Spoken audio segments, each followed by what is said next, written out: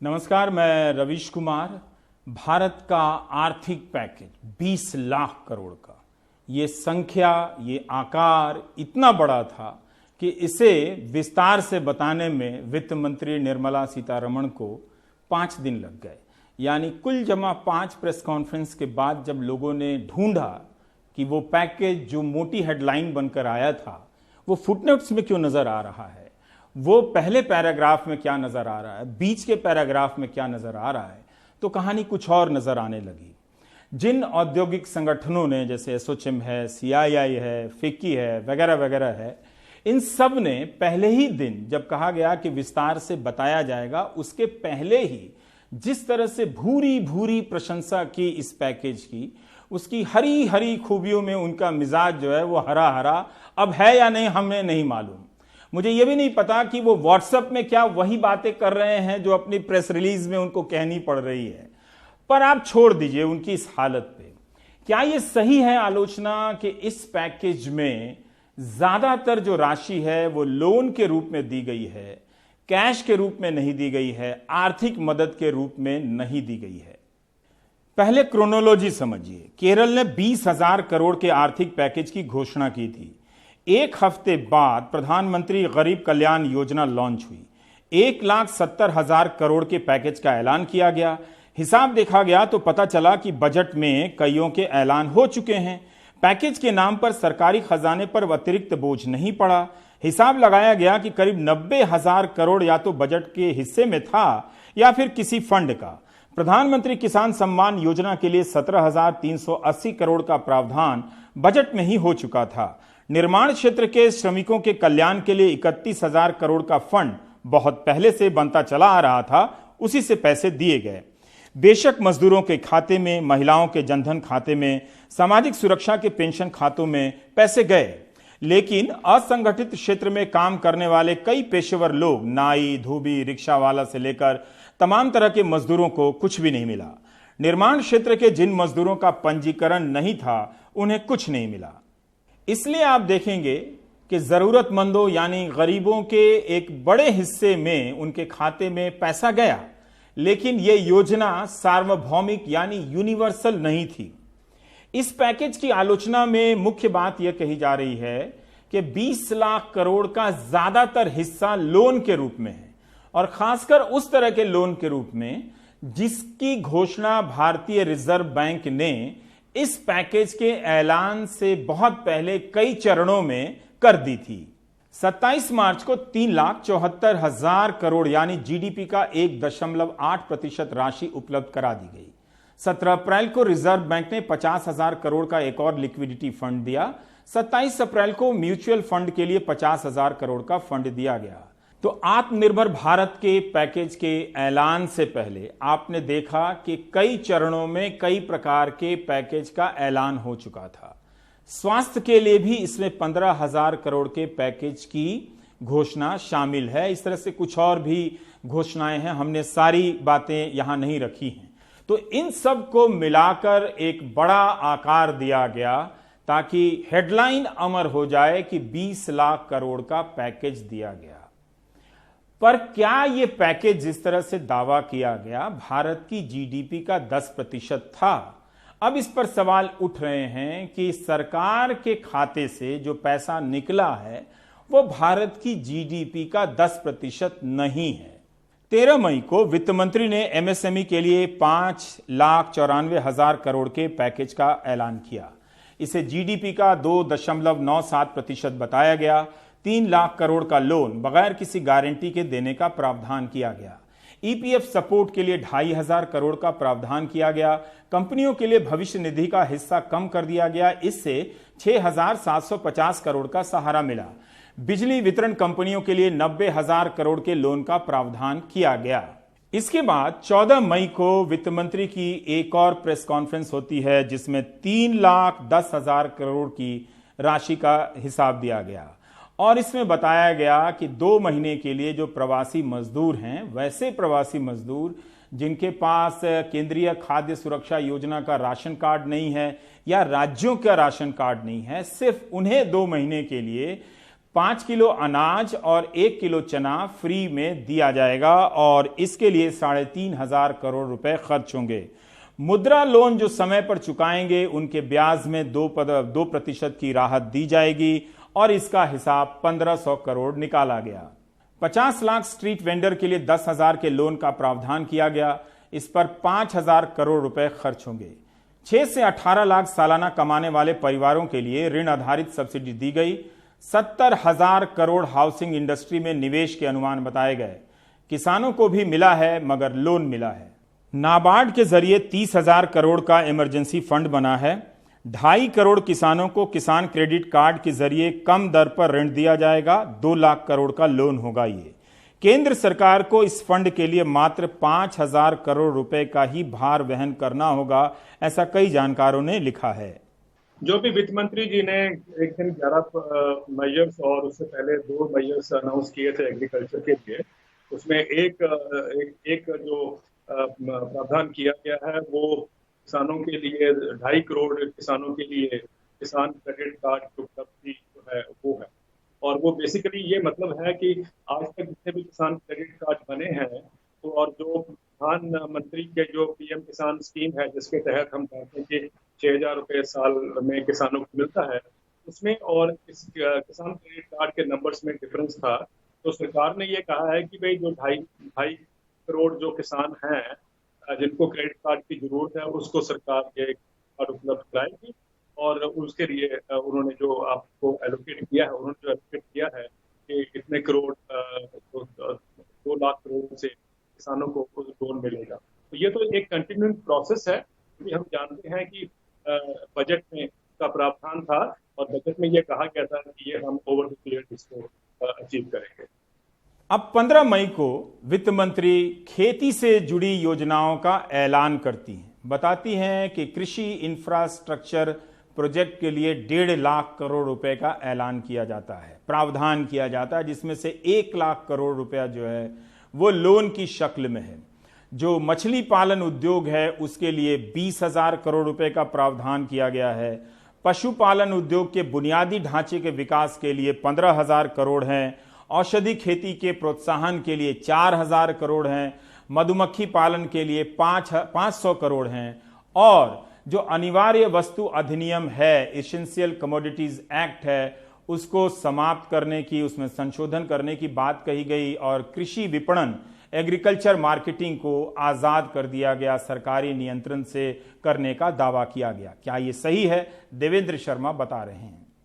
3 major से सरकार ने अनाउंस किए हैं जिसमें एक एसेंशियल कमोडिटीज एक्ट को अमेंड करना है, दूसरा agriculture produce market committee act को अमेंड करना है जिसके तहत किसान जो है कहीं भी जाके बेच सकता है अपना प्रोड्यूस, और तीसरा है कि कॉन्ट्रैक्ट फार्मिंग को बढ़ावा देना है और उसको लिंक करना है फ्यूचर्स जो कमोडिटी ट्रेडिंग है उसके साथ।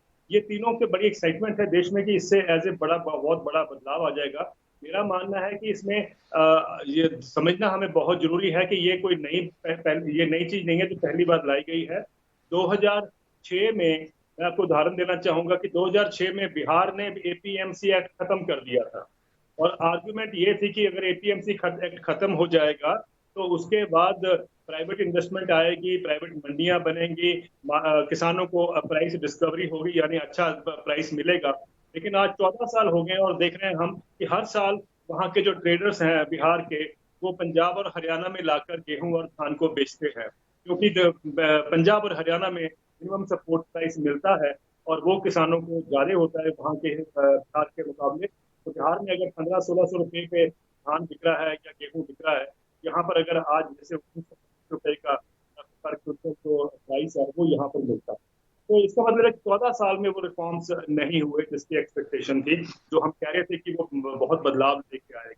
एसेंशियल कमोडिटीज एक्ट की अगर हम बात समझें तो हमें जानना है अभी जो उसकी जो लिमिट है, स्टॉक लिमिट है ट्रेडर्स की, वो हमने खत्म कर दी है या करने जाएंगे। उसके तहत ये है कि जब तक कोई एक्सेप्शनल कारण ना हो, जैसे कि कोई ड्राउट हो जाए या अकाल पड़ जाए, तब तक सरकार उसको दोबारा उसको वापस नहीं लेगी। लेकिन उसमें एक कंडीशन एक और भी है कि जब अगर प्राइसेस पेरिशेबल कमोडिटीज में, जैसे कि आलू हो, टमाटर हो, इसमें अगर 100% से बढ़ते हैं तब भी उसको एक्ट को वापस ले लिया जाएगा जो अमेंड किया है। और दूसरा है कि जब अगर स्टेपल फूड्स में, गेहूं और धान में अगर 50% बढ़ते हैं तब भी वो एक्ट जो है विड्रॉ कर लिया जाएगा। इसी तरह वित्त मंत्री ने 16 मई और 17 मई को भी प्रेस कॉन्फ्रेंस की और अपनी योजनाओं के बारे में बताया। हमने एक एक योजनाओं का हिसाब यहां नहीं गिनाया है। सरकार ने मनरेगा में 40,000 करोड़ के फंड का ऐलान किया है और इसी तरह से कई अन्य योजनाओं को जोड़ते जोड़ते सरकार ने बताया कि उसका पैकेज 20 लाख करोड़ रुपए का हो गया है। और इस तरह 17 मई के प्रेस कॉन्फ्रेंस के बाद आत्मनिर्भर भारत के इस पैकेज की आत्मकथा समाप्त होती है। पर मिडिल क्लास या नौकरी क्लास इस इंतजार में था कि सरकार उसके लिए सैलरी के हिस्से का भी प्रावधान करेगी, उसकी नौकरियां बचाने की कोशिश करेगी, ईएमआई की बात करेगी। लेकिन अगर की गई होती तो नोएडा के इस फैक्ट्री के सामने मजदूरों को वापस आकर जमा होकर यहां पर प्रदर्शन करना नहीं पड़ता।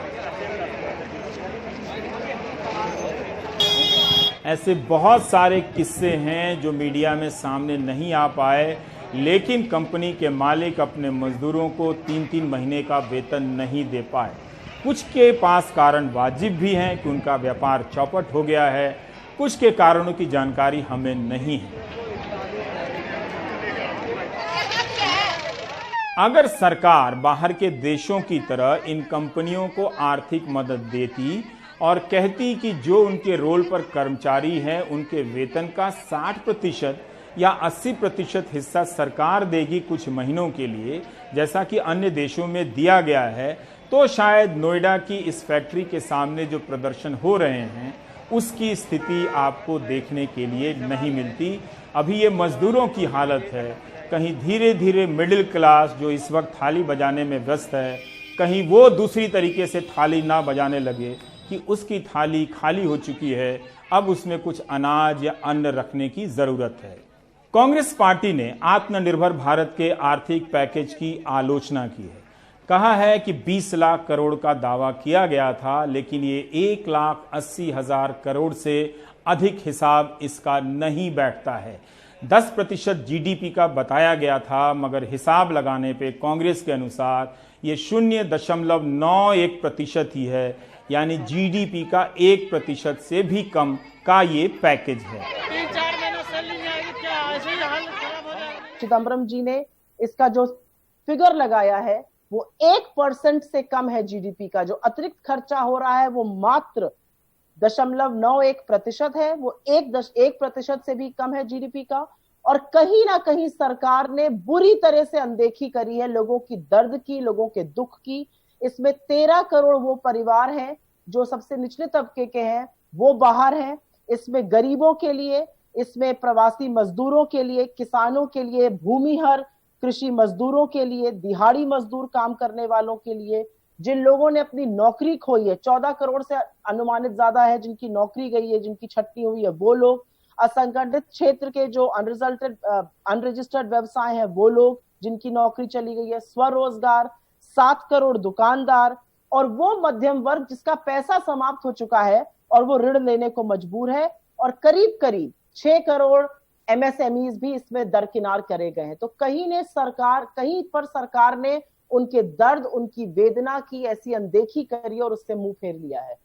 हमें इस पैकेज से अतिशय निराशा है और हम आग्रह करते हैं और आशा करते हैं कि फिर से समीक्षा होकर एक फिस्कल स्टिमुलस पैकेज जो वाकई में अर्थव्यवस्था को चुस्त दुरुस्त कर सके वो अनाउंस किया जाएगा, लोन मेलों से बचा जाएगा, और इस तरह के जो फिगर्स इधर उधर से लाके डाल दिए गए हैं इससे वित्त मंत्री बचेंगी और वाकई में देश की दिल से मदद करने का हम लोग आग्रह करते हैं। तो क्या भारत ने आर्थिक पैकेज के जरिए जो रास्ता चुना है क्या वो ठीक है?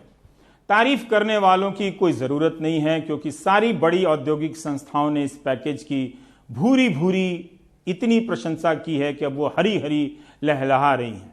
इसलिए हम बात करना चाहते हैं अनिंद्यो चक्रवर्ती से, जो इस पैकेज के बारे में शुरू से ही लगातार बता रहे थे कि इसमें लोन का हिस्सा ज्यादा है। पहले ही दिन प्रधानमंत्री के भाषण के बाद अनिंद्यो ने तुरंत 10 मिनट के भीतर बताया था कि बड़ा हिस्सा जो है 80% से भी ज्यादा बड़ा हिस्सा वो लोन का है और पहले की गई घोषणाओं का लगता है।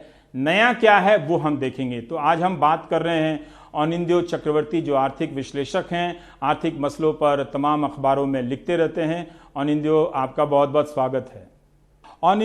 मैं आपसे ये जानना चाहता हूं कि दुनिया में कई देशों ने कोविड-19 के रिस्पांस में, प्रतिक्रिया में आर्थिक पैकेज का ऐलान किया। उनसे तुलना करें तो भारत का पैकेज किस तरह से अलग है, और आप इस पैकेज को, भारत के पैकेज को लोन मेला क्यों कहते हैं? मैं लोन मेला इसलिए कह रहा हूं रवीश, क्योंकि मुझे याद है जिस दिन प्रधानमंत्री जी ने भाषण दिया था और कहा था कि 20 लाख करोड़ का इकोनॉमिक पैकेज दिया जाएगा, उसी दिन मैंने कहा था आपको कि आरबीआई ने 8 लाख करोड़ दे दिया है।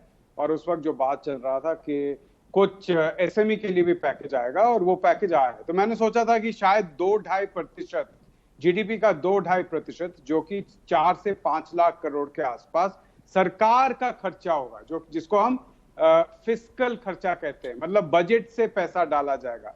लेकिन मैं गलत था, ये खर्चा नहीं हो रहा है। आप अगर पहला भी जो पैकेज था उसमें भी लगभग 1,70,000 का, शायद 70,000 करोड़ के आसपास का पैकेज पहले दिया था सरकार ने, उसमें भी 1 लाख से कम नया खर्चा था। मतलब शायद 60,000 के आसपास नया खर्चा होगा, क्योंकि हम जानते हैं बहुत कुछ जो खर्चा था वो पहले कर दिया गया था, जो बाद में होने वाला था वो पहले कर दिया गया था। अभी जितना भी है ये सारा का सारा, ज्यादातर सरकार कह रही है कि बैंक लोन दे। सीधी बात है, बैंकों को कहा जा रहा है कि आप लोन दीजिए, और अगर आपका लोन फेल हो गया, अगर वो लोन का पैसा वापस नहीं आएगा, तो अगले साल से जितना पैसा वापस नहीं आएगा उसको हम गारंटी दे रहे हैं। इसका एक 3 लाख करोड़ के आसपास जो छोटे, लघु और मझौले व्यापारी और कंपनी है उनके लिए दिया जा रहा है। बाकी एक गारंटी दिया गया है 10,000 करोड़ का, एक 4,000 करोड़ का गारंटी दिया गया है, और 2,500 करोड़ पीएफ के तरफ से दिया जाएगा। तो सब कुछ आप अगर मिला ले तो मुझे लगता है कि 1-1.5% से ज्यादा जीडीपी का खर्चा नहीं हो रहा है। बाकी देशों में ऐसा नहीं है। कुछ देशों में यही कुछ देशों में भी यही गेम चला है, ये बात नहीं है। लेकिन बहुत जगहों पे सीधा कैश लोगों के हाथ में दिया जा रहा है। जैसे हम यूएस में जानते हैं, सीधा कैश लोगों के हाथ में दिया जा रहा है। बहुत जगहों पे लोन दिया जा रहा है, बहुत जगहों पे सैलरी गारंटी दिया जा रहा है। कहा जा रहा है कि कंपनियों को कि अगर आप छटाई नहीं करेंगे तो सरकार एक पार्ट का सैलरी देगी।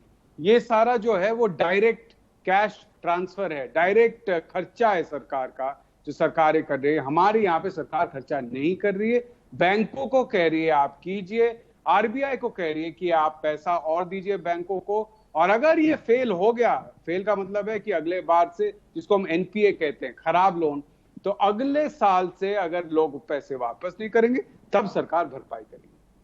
पर आपको लगता है कि इस वक्त लोन लेने की जरूरत है, चाहे वो किसान हो, चाहे वो एमएसएमई हो या इंडस्ट्रियलिस्ट हो, उन्हें इस वक्त लोन का पैसा चाहिए। और ये जो सरकार, अगर हम लोन के नजर से भी देखें तो क्या सरकार उनकी लिक्विडिटी की समस्या का समाधान कर रही है? देखिए, लिक्विडिटी की समस्या थी, ये जरूर सही बात है, क्योंकि आप अगर देखें कि ज्यादातर जो गाड़ियां या बाइक वगैरह खरीदे जाते हैं लोगों के द्वारा, वो फाइनेंस कंपनी देते हैं, सीधा बैंक से आप लोन नहीं लेते हैं। बहुत सारे, जिसको एनबीएफसी कहा जाता है, ये लोग देते हैं।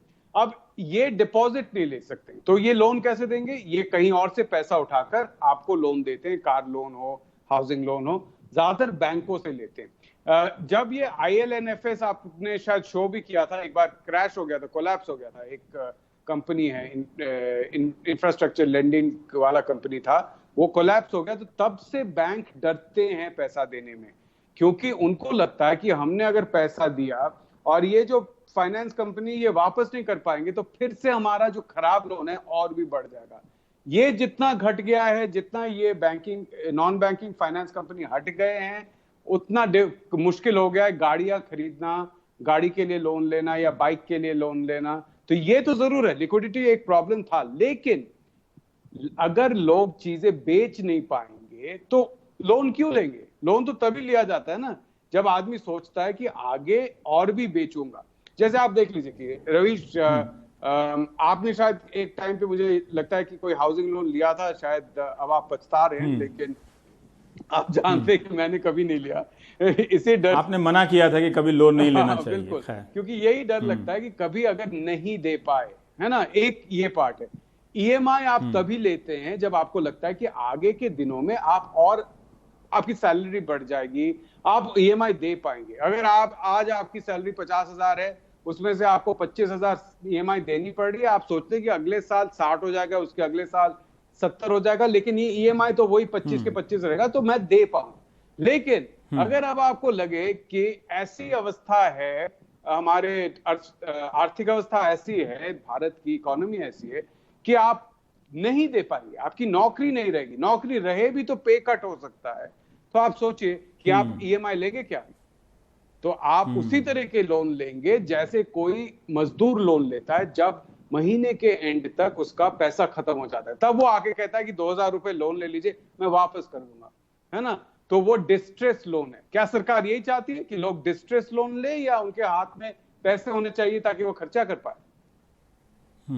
तो आपकी राय में क्या होना चाहिए, क्या करना चाहिए था सरकार को? देखिए, मेरी राय में और बहुतों के राय में यही था कि सरकार को खर्चा बढ़ाना चाहिए था, जिसको राजकोषीय घाटा कहा जाता है, फिस्कल डेफिसिट, जो कि दुनिया के सारे बाकी देश बढ़ा रहे हैं, वो करना चाहिए था। लोगों के हाथ में पैसा देना चाहिए था, डायरेक्ट बेनिफिट ट्रांसफर करना चाहिए था, बहुत सारे कॉन्ट्रैक्ट देने चाहिए थे। अगर सरकार खुद नहीं बनाना चाहती चीजें, तो इंफ्रास्ट्रक्चर पे प्राइवेट सेक्टर को कॉन्ट्रैक्ट दे दे। मैं ये नहीं कह रहा कि प्राइवेट सेक्टर को मत दीजिए, प्राइवेट सेक्टर को कॉन्ट्रैक्ट मिलेगा, उनको कहिए कि देखिए आप सीमेंट वगैरह जो लेंगे उसमें हम एक सब्सिडी देंगे, सीमेंट बिकेगा, कोयला बिकेगा, स्टील बिकेगा, प्राइवेट सेक्टर रोड बनाएगा तो लोगों को नौकरी मिलेगी।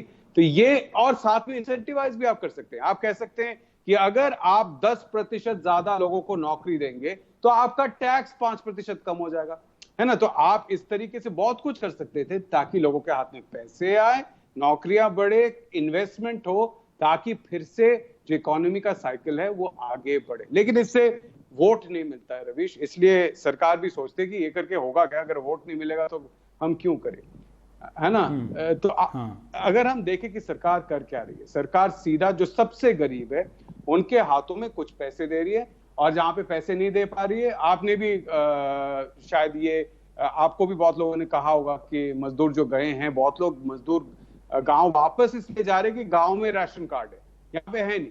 तो अगर पैसा नहीं होगा तो अगर 100 लोगों को राशन मिलना है, उनमें से 50 को भी मिल जाए, वो भी बहुत है ना। तो आप देखिए, सरकार एक तरफ सबसे जो गरीब है उनको ये दे रही है, लेकिन एक चीज देखिए, जो लोन दिया जा रहा है, आप किसी भी नए बिजनेस वाले को पूछ लीजिए, वो कहेंगे कि इंडिया में बिजनेस करना बहुत मुश्किल है, आपको कोई ना कोई कनेक्शन की जरूरत होती है, पहुंच की जरूरत होती है, नहीं तो आप नहीं कर पाते। बड़े बड़े जो कंपनियां होती है, जितना भी आर्थिक नीतियां हमारे होते हैं, जितने भी आर्थिक नीतियां, आज की बात नहीं है, ये पिछले पता नहीं कितने सालों से चला आ रहा है, आर्थिक नीतियां उनके लिए बनती है, और फिर वो सब कॉन्ट्रैक्ट देते, सब कॉन्ट्रैक्ट देते। कोई नेता फोन करता है, कहता है कि सर देखिए, मेरा एक जान पहचान का कंपनी है, आप जो ये काम कर रहे हैं ना, इसमें आपको सरिया की जरूरत होगी।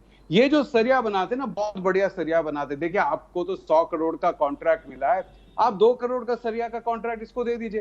तो ये जो पूरा चेन होता है, इसी चेन से हमारे देश में बिजनेस चलता है। सीधी बात है, पब्लिक पॉलिसी इस बड़े कंपनियों के लिए, फिर बड़ी कंपनियां नेताओं को खुश करते। अब वो जाते लोन लेने, अब लोन मिलना चाहिए या नहीं। हम जानते हैं कि यूपीए के टाइम में ये बहुत मशहूर था कि फोन आ जाता था नेता का मैनेजर को या किसी को, और कहा जाता है कि इनको लोन दे दीजिए, ये बहुत अच्छे हैं, और ये लोग भाग गए, बहुत लोग भाग गए, आज भी भाग रहे। ये नई बात नहीं है, यूपीए के टाइम पे भी चल रहा था, आज भी चल रहा है, लोग भाग रहे हैं लोन लेके, क्योंकि वो क्या करते हैं, लोन लेते हैं, उसके बाद अगर लोन लेकर एक मैंने पहले भी इस पे लिखा भी है, मैं आपको रवीश एक आइडिया देता हूँ। ये श्रीनिवासन जैन ने मुझे कहा था, एक बड़ी कंपनी की बात थी, उन्होंने कहा था कि देखिए, ये जो 80-20 डेट इक्विटी होता है, डेट इक्विटी मतलब है आपका प्रोजेक्ट 100 करोड़ का है, 20 करोड़ आपको खुद लगाना है, 80 करोड़ बैंक लोन दे देगी। तो उन्होंने कहा था ये नहीं होना चाहिए, 90-20-10 होना चाहिए, हम 10 करोड़ लगाएंगे, उनको 90 देना चाहिए। क्यों वो 10 करोड़ लगाना चाहते हैं? क्योंकि प्रोजेक्ट 90 करोड़ का है रवीश। वो तो इनवॉइसिंग ऐसे करते हैं, कॉस्ट को ऐसे पेपर में दिखाते हैं कि हमारा कॉस्ट 100 करोड़ का है।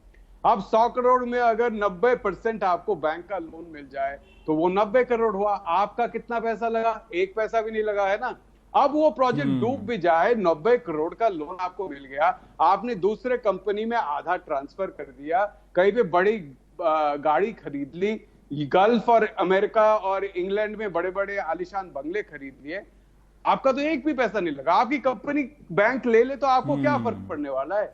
यही बात पर फिर भी इसी सिस्टम में बहुत लोगों के पास जो अभी जो कोविड-19 के बाद का जो सिस्टम है, हालात है, सिस्टम नहीं, उसमें बहुत सारे मिडिल क्लास की नौकरी चली गई है। वो कह नहीं पा रहे हैं आपसे, वो अलग बात है, मगर ईएमआई नहीं दे पा रहे हैं, किसी को सैलरी नहीं मिल रही है, किसी की नौकरी चली गई है। इसके लिए इस पैकेज में कुछ भी नहीं है। एक है, क्योंकि ये सवाल शायद निर्मला सीतारमण जी ने किसी ने किया था और उन्होंने सवाल का जवाब दिया था। उन्होंने कहा था ठीक है, तो मुझे लगता है वो ठीक है पैकेज, बस वो ठीक है पैकेज। हाँ, उन्होंने कहा था ठीक है। तो मगर आपके हिसाब से इसमें कुछ भी नहीं है। पूरा ये चल रहा था, मुझे पता नहीं कितना है। मुझे लगता है कि इसके लिए बाद में क्या पैकेज किस में आएगा, अभी कोई इलेक्शन नहीं है, क्या फायदा है रवीश कोई भी पैकेज देके। हमारे देश में लोग रोकर अगर 5वें साल में कुछ इंटरेस्ट उनको मिल जाए तो वो खुश हो जाते हैं, हिंदू मुस्लिम नहीं खुश रहते हैं। तो यही बात है ना, आप बार बार कहते हैं कि आप लोग हिंदू मुस्लिम में खुश रहिए, नौकरी जाए तो क्या फर्क पड़ रहा है? बहुतों को शायद फर्क भी नहीं पड़ रहा है, नौकरी जा रही है, काम नहीं है, छोटे मोटे बिजनेस ऐसे हैं जिनको आप देखिए सिर्फ मशीन का कॉस्ट होता है, आप फैक्ट्री चलाते उसका कॉस्ट होता है। ऐसे मैंने कहीं पे देखा है कि माल खराब हो गया क्योंकि एसी नहीं चल रहा था, 2 महीने से एसी नहीं चल रहा है, तो माल पे उनका जिसको कहते फफूंद या क्या कहते हैं वो लग गया। अब क्या होगा? अब ये डूब गए। छोटे छोटे बहुत सारे ऐसे कारोबारी हैं जो डूब गए इस वक्त, लेकिन वो बोलने से डरते हैं क्योंकि उनको आत्मनिर्भर होना है इस वक्त। तो आत्मनिर्भर वो बन रहे रवीश, तो इसी से उनको खुश रहना पड़ेगा। आत्मनिर्भर होने के लिए सबसे पहला कदम यह है कि वो बोलना सीखें, जो वो भूल चुके हैं। बिल्कुल। तो लेकिन जिस तरह से एसोचैम हो, फिक्की हो और सीआईआई हो या फिर confederation of India, all India traders हो, इन लोगों ने पैकेज की, जब प्रधानमंत्री ने 20 लाख करोड़ के पैकेज की बात की थी, डिटेल से पहले ही इतनी ज्यादा तारीफ कर दी थी कि मुझे लगता है कि अभी सरकार आधी रकम जो कि नहीं है वो भी वापस ले ले तो भी ये लोग तारीफ ही करते नजर आएंगे। ये तो तारीफ करना इनका काम है, क्योंकि आप देखिए एक नोटिस आ जाए आपको इनकम टैक्स का तो आपको बहुत झमेले में पड़ सकते हैं आप, है ना। 2 लीगल नोटिस आ जाए, आपका इंस्पेक्टर आ जाए कहे कि देखिए आपके यहाँ पे जो फैन चलता है उसमें शॉर्ट सर्किट हो सकता है, आप 2 दिन के लिए फैक्ट्री बंद कीजिए। तो जो कारोबार करते हैं उनको चुप रहना ही पड़ता है। सवाल ये है कि वो खुद चुप रहते हैं, लेकिन ऐसे क्यों करते हैं कि जो बात करते हैं उनको भी चुप करवाना चाहते हैं? ये सवाल का जवाब बहुत मुश्किल है मिलना, क्योंकि कोई भी कारोबारी इस वक्त राष्ट्र द्रोही या देशद्रोही नहीं बनना चाहता। अगर आप सवाल करेंगे तो आप देशद्रोही बनते हैं, और हम लोग तो देशद्रोही बनते ही हैं, सवाल करते हैं, लेकिन करते रहेंगे। लेकिन सवाल यह है कि जो कारोबारी है वो देशद्रोही बनेगा तो बेचेगा क्या, खाएगा क्या? इसमें बहुत सारे, क्योंकि आज सवाल और देशद्रोह दोनों एक हो गया है। राष्ट्र जी बिल्कुल। एक आखिरी सवाल ये है कि भारत की अर्थव्यवस्था में क्या इतनी क्षमता है कि जिस तरह से अमेरिका ने लोगों को $1200 दे दिए, या ब्रिटेन में बहुत सारे 15% जो सेल्फ एम्प्लॉयड लोग थे उनकी सैलरी का 80% दे दिया, क्या भारत सरकार ऐसा कर सकती थी कि बहुत सारे पत्रकारों को भी नौकरी चली गई है तो उनके ऐसे भी जो कहते हैं कि उनकी सैलरी का 60%, 80%, या होटल इंडस्ट्री हो या फिर एक तरह से टूरिस्ट गाइड हो, उनके पास देखिए कमाने के लिए कुछ भी नहीं है, तो क्या प्रोफेशनल लोग हों, जो लोग फ्रीलांस करते हैं, क्या इन लोगों को सरकार अलग से नहीं दे सकती? बिल्कुल क्या उसके पास पैसे नहीं है? बिल्कुल दे सकती थी, क्योंकि ये नंबर बहुत ही कम है, नंबर बहुत कम है, लगता मतलब परसेंटेज के तौर पे ये नंबर बहुत कम है। इनको थोड़ा सा सपोर्ट देने में बहुत ज्यादा खर्चा नहीं है, और अगर करना भी पड़ता तो करना चाहिए था, लोन लेके करना चाहिए था सरकार को, फिस्कल डेफिसिट बढ़ाकर करना चाहिए था। मुझे लगता है 1.5-2 साल पहले आप ही के शो पे मैंने कहा था कि जब हम मंदी की बात कर रहे थे कि सरकार को कहना चाहिए आरबीआई को कि आप नोट छापिए, हमें दीजिए, हम डिस्ट्रीब्यूट करेंगे। बहुत हंसी मजाक हुआ था उस पर, क्योंकि हमारे देश में बहुत सारे जो एक्सपर्ट हैं वो बिल्कुल अनपढ़ और इलिटरेट है, उनको कुछ पता नहीं है, उन्होंने कभी कोई पढ़ाई नहीं की है, उनको पता नहीं है कि इकोनॉमिक्स में ये एक एक्सेप्टेड प्रिंसिपल है कि जब मांग कम हो जाए लेकिन आपके पास चीजें बनाने की कैपेसिटी हो, क्षमता हो, तो लोगों के हाथ में पैसे पहुंचाने से चीजों के दाम बढ़ते नहीं है, घटते हैं। बहुत बहुत शुक्रिया अनिंद्यो इस पैकेज पे जानकारी देने के लिए।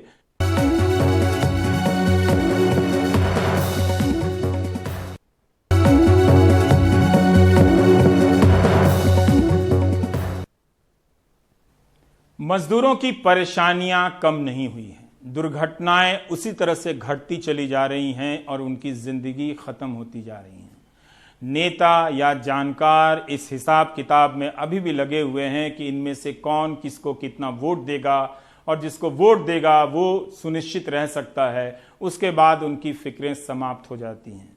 मगर हमारे संवाददाता, चाहे रवीश रंजन हों, चाहे वो सोहित हों या शरद हों या मुकेश हों या अनुराग हों या अभिषेक हों, लगातार सड़कों पर हैं और मजदूरों की हालत का दस्तावेज आपके लिए तैयार कर रहे हैं। सरकार चाहे जो भी दावा करे, लेकिन अभी भी लग रहा है कि घर तक पहुंचाने की प्रक्रियाओं को व्यवस्था के नाम पर इतना जटिल बना दिया गया है कि एक और प्रकार की अव्यवस्थाएं उसके भीतर से पनपने लगी हैं। ये रिपोर्ट देखिए। गाजियाबाद का रामलीला मैदान, चिलचिलाती धूप में जुटी हजारों की भीड़। ये प्रवासी श्रमिक दिल्ली, यूपी, हरियाणा और पंजाब से हैं। यहाँ इस उम्मीद में जुटे कि उन्हें बिहार में उनके घर तक जाने के लिए ट्रेन मिलेगी। रजिस्ट्रेशन की लाइन लंबी है। सबको पता है कि एक दूसरे के करीब आने से कोरोना संक्रमण हो सकता है, लेकिन क्या करें, मजबूर हैं। 2 गज की दूरी है, बहुत जरूरी। हाँ, जरूरी पता है। तो फिर ऐसे पीछे से धक्का दे रहे हैं ना सर, पीछे से भी धक्का दे रहे हैं। बीमारी क्या, कोई बीमारी है ही नहीं। आप चिपक के खड़े हो तो ये तो बीमारी तो हो ही सकती है, संक्रमण तो हो ही जाएगा। सर क्या करें, मजबूरी है। डर तो नहीं लगता है, पर 4 दिन से खड़ा हूँ, पटना का अभी तक टिकट नहीं कटा है। घंटों लाइन में लगने के बाद भी कई लोगों का बिहार के लिए रजिस्ट्रेशन नहीं हो पाया। ट्रेनें सीमित थीं। प्रशासन ने कहा बाकी लोगों को बसों से भेजा जाएगा, तो लोगों का गुस्सा फूट पड़ा। 8 तारीख को रजिस्ट्रेशन करवाया था, अभी तक मैसेज नहीं आया सर। 1 हफ्ता से हमको दौड़ाया जा रहा है, हमारा कोई नहीं सुन रहा है। पुलिस वाला हमें गाली देता है, माँ बहन का गाली देता है, पुलिस वाला डंडा मारता है, खाने के लिए भी देता है मगर डंडा भी मारता है। रास्ता में चलते हैं पैर में छाले पड़ जाते हैं। देह से दूरी बनाए रखने के नियमों की धज्जियां उड़ने का ठीकरा प्रशासन ने मजदूरों पर ही फोड़ दिया। तो आप प्रॉपर गैप रखो, ये गैप लेने के लिए नहीं तैयार हैं। हाथ जोड़ने पे भी, वो करने पे मेरे ही ऊपर कूद पड़ रहे हैं। उधर दिल्ली गाजियाबाद बॉर्डर पर परेशान प्रवासी मजदूरों के आने का सिलसिला जारी है। वो किसी भी हाल में अपने राज्यों में, अपने गांवों, कस्बों तक पहुंचना चाहते हैं। ये अजय हैं जो दिल्ली के लोधी कॉलोनी इलाके में अपने साथियों के साथ एक कंस्ट्रक्शन साइट पर काम करते थे। ठेकेदार ने कोरोना के डर से काम पर नहीं लौटने दिया।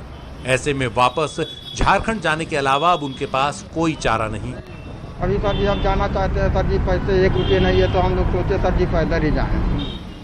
यूपी के बिजनौर के शोएब अहमदाबाद में एक फैक्ट्री में काम करते थे। लॉकडाउन में फैक्ट्री बंद हुई तो जैसे तैसे महंगा टिकट लेकर विशेष ट्रेन से दिल्ली आ गए। साथ में बेटी भी है जो 12वीं में पढ़ती है। गांव के ही 8 अन्य लोग भी हैं। अब परेशानी यह है कि यहाँ से आगे बिजनौर जाएं तो कैसे। लॉकडाउन में पूरा मार्केट खत्म हो गया, माल बना हुआ भी खराब हो गया और मार्केट में जो पैसा था वो भी डूब गया, इसलिए नहीं दिया ग्राहकों ने। कुछ यही हाल हृदय प्रसाद का भी है। गाजियाबाद की गौर सिटी में मिस्त्री हैं, लेकिन काम बंद है तो कमाई भी बंद।